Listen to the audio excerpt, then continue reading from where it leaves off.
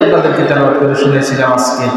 আল্লাহ তাআলা বলেন, وَإِذْ قَالَ لُقْمَانُ لِابْنِهِ وَهُوَ يَعِظُهُ يَا بُنَيَّ لَا تُشْرِكْ بِاللَّهِ। আল্লাহ তাআলা বলেন, হে নবী আপনি স্মরণ করুন ওই সময়কে। কোন সময়? قَالَ لُقْمَانُ لِابْنِهِ وَهُوَ يَعِظُهُ।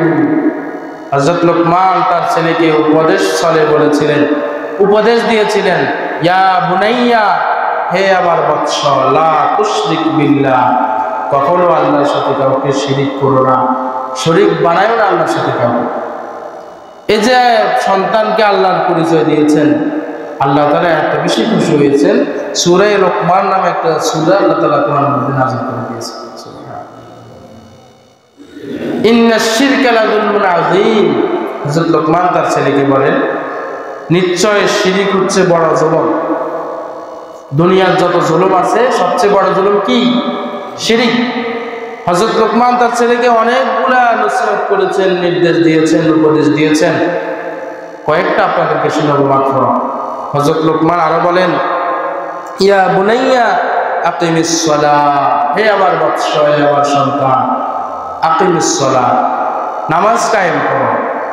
আপনিও যদি আপনার ছেলেকে বলেন নামাজ কায়েম করো, তাহলে সেই নামাজ পড়নেওয়ালা ছেলে থেকে আপনি কখনো অসম্মান পাবেন না ইনশাআল্লাহ। আল্লাহ রাসূল সাল্লাল্লাহু আলাইহি ওয়াসাল্লাম হাদিসের মধ্যে বলেন, ক্বালা রাসূলুল্লাহ সাল্লাল্লাহু আলাইহি ওয়াসাল্লাম, মুরু আওলাদাকুম বিস-সালাহ ওয়া হুম আবনাউ সাব'i সিনিন। আল্লাহ রাসূল সাল্লাল্লাহু আলাইহি ওয়াসাল্লাম বলেন, ও আমার উম্মতেরা শোনো, তোমরা তোমাদের ছেলে মেয়েদেরকে 7 বছর বয়সে নামাজের জন্য নির্দেশ করবা। কয় বছর বয়সে? 7 বছর বয়সে নামাজের জন্য নির্দেশ করবা। আরো কঠিন নির্দেশ দিচ্ছেন আল্লাহ রাসূল সাল্লাল্লাহু আলাইহি ওয়াসাল্লাম, কি বলেন? ওয়াজরিবুহুম আলাইহা। তোমরা তাদের বয়স যখন 10 বছর হবে তখন নামাজের জন্য তাদেরকে শাসন করবা, পিটবা, পিড়ি পিড়ি মসজিদে পাঠাবে। আল্লাহ রাসূলের নির্দেশ এটা। কোনো বাবা যদি তার ছেলেকে, তার মেয়েকে যদি নামাজের নির্দেশ দেয়, সেই ছেলে আর সেই মেয়ে থেকে কখনো অসম্মান সে পাবে না। হযরত লোকমান তার ছেলেকে নির্দেশ দিচ্ছেন, ইয়া বুনাইয়া আকিমিস সালাহ, হে আমার বৎস, হে আমার ছেলে, আকিমিস সালাহ, সবসময় নামাজ পড়বা, নামাজ কায়েম করবা। আরো নির্দেশ দিচ্ছেন কি? ওয়া'মুর বিল মা'রুফ ওয়ানহা আনিল মুনকার, হে আমার ছেলে, তুমি সৎ কাজের আদেশ করবা। মানুষদেরকে যখন কথা বলবা, সৎ কথাগুলো বলবা, সৎ কাজের প্রতি মানুষদেরকে উৎসাহিত করবা। ওয়ানহা আনিল মুনকার, মন্দ কাজ থেকে মানুষদেরকে বিরত রাখবা, বাধ্য করবা মানুষদেরকে মন্দ কাজ থেকে বিরত থাকতে। আপনিও যদি আপনার ছেলেকে বলেন সৎ কাজ করবা, ছোট একটা ছেলেকে যদি বলেন বাবা সৎ কাজ করবা, অসৎ কাজ করিও না, তো আপনার ছেলেটা আপনার থেকে সৎ কাজের শিক্ষা পায় না। আর যে ছেলেটা সৎ কাজের শিক্ষা নিয়ে বড় হবে, সেই ছেলেটা থেকে আপনি অসম্মান আশা করতে পারেন না ইনশাআল্লাহ।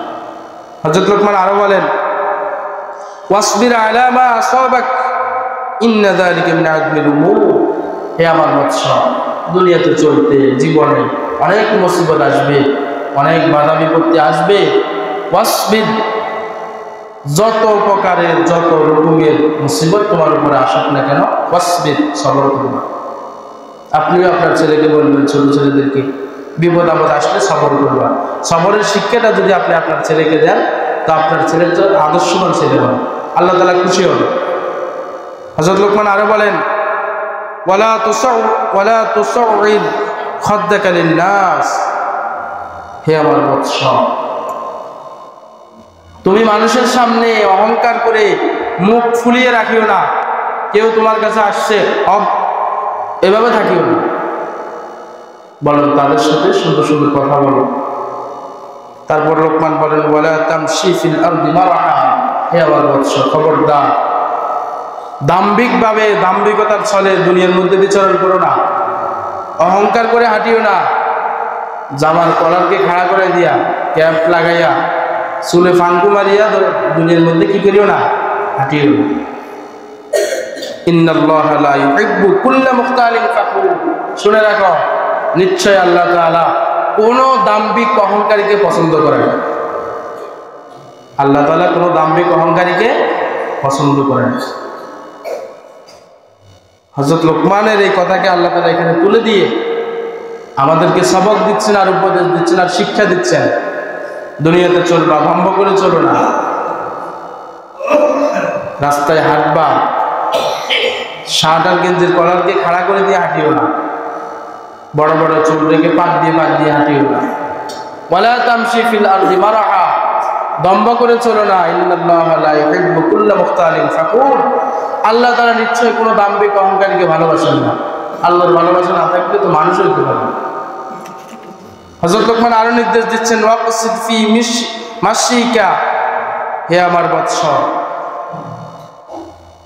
ওয়াকসিদ ফি মাশিকা, যখন তুমি জমিনের মধ্যে বিচরণ করবে, হাঁটবা, তখন মধ্যপন্থা অবলম্বন করো। জোরে জোরে পা ফালাই ফালাই হাঁটিও না, একবারে আস্তে আস্তেও হাঁটিও না, বরং মধ্যম পন্থা অবলম্বন করো। ওয়াগদুদ মিন সাউতিকা, তোমার আওয়াজকে, তোমার স্বরকে সংকোচ করো। চিল্লে আওয়াজ করে কথা বলিও না। কি হয়েছে, এভাবে না ভাই, কি হয়েছে, এভাবে কথা বলবা। হযরত লোকমান তার ছেলেকে কি দিচ্ছেন? নির্দেশ দিচ্ছেন আর উপদেশ দিচ্ছেন। তারপর আল্লাহ তাআলা বলেন, ইন্না আনকারাল আসওয়াতি লাসাউতুল হামিম, যারা উঁচু গলায় মানুষের সাথে কথা বলে তারা শুনে রাখুক, গাধার গলার আওয়াজ সবচেয়ে বেশি না, নিকৃষ্টতম আওয়াজ হচ্ছে গাধার আওয়াজ। আল্লাহ তাআলা বলেন, যারা উঁচু গলায় মানুষের সাথে কথা বলে, গলা উঁচু করে, কি হয়েছে এইভাবে কথা বলে, তারা গাধার মতো। তাদের স্বর আর গাধার স্বর একই। গাধার স্বর নিকৃষ্ট, তাদের স্বর নিকৃষ্ট। সম্মানিত মুসল্লিয়ানে কেরাম, এই যে আপনাদেরকে কয়েকটা উপদেশ শোনালাম, এটা হযরত লোকমান তার ছেলেকে করছেন। আপনিও যদি আপনার ছেলে মেয়েকে এ ধরনের উপদেশগুলা যদি দেন ছোটবেলা থেকে, তো আল্লাহর কসম আপনার ছেলে আর আপনার মেয়েটা আদর্শবান সন্তান হবে। আর যে ছেলে আর মেয়ে আদর্শবান সন্তান হবে, বৃদ্ধ বয়সে আপনি সেই ছেলে আর মেয়ে থেকে অবশ্যই আপনার প্রাপ্য সম্মানটুকু পাবেন। আর আজকে আপনি বাবা হয়ে, আপনি মা হয়ে যদি আপনার ছেলে মেয়ের যদি হক আদায় না করেন, তাহলে লিখে রাখেন, আপনিও যখন বৃদ্ধ হবেন, আপনার ছেলে মেয়েরাও আপনার হক আদায় করবে না। এক কথার জন্য 100 বার বললেও আপনার ছেলে মেয়ে আপনার কথা শুনবে না।